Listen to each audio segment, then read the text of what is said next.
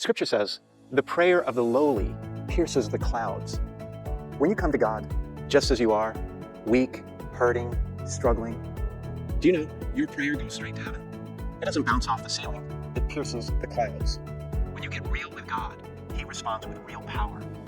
Of course, it's not easy to take off the mask. It can be painful to admit where you need help, that you're not a perfect person. A friend of mine, he likes to buy old homes and remodel them. Some houses need a complete renovation. He says there are times when he has to take it down to the studs. That means he removes the drywall, the flooring, the insulation, the fixtures, everything except the wood beams holding up the roof. That way he can look for hidden problems, like water damage, termites, bad plumbing, defective wiring. He says it's a lot of work, but if the house has what he calls good bones, it's worth the effort. What am I saying?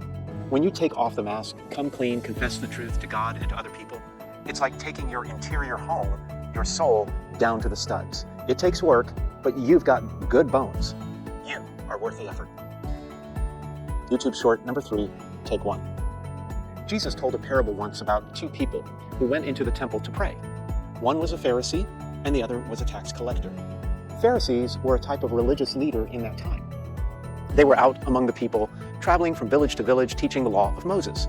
They wanted everyone to be just like them.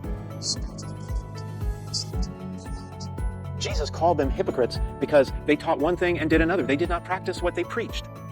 The Pharisee in the temple, in the story, prayed by thanking God that he was better than everyone else, especially the tax collector. But it was easy to spot the lie.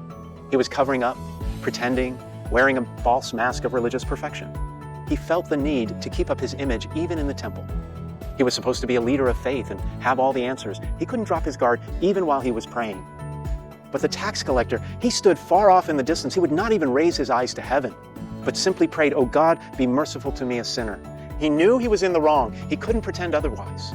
Being a tax collector back then was a dishonorable profession. They worked for the Romans. They cheated their own people. They were hated by everyone. But at least the tax collector was honest. He didn't try to sweep things under the rug, spin the facts, minimize the wrong he had done. He was authentic before God and everyone in the temple. And do you know what Jesus said? He said the tax collector was justified, blessed by God through his prayer because he was humble. And he was humble because he was honest. He knew he needed God's help to be better. See, God is drawn to authenticity. He's not impressed by the polished version of you. He's moved by the real you. He responds to raw honesty and the cry of someone who knows they can't do it all alone. You'll see freedom like never before, strength in your weakness, joy in your honesty, victory in your surrender when you humble yourself like that tax collector, when you live with an authentic mindset.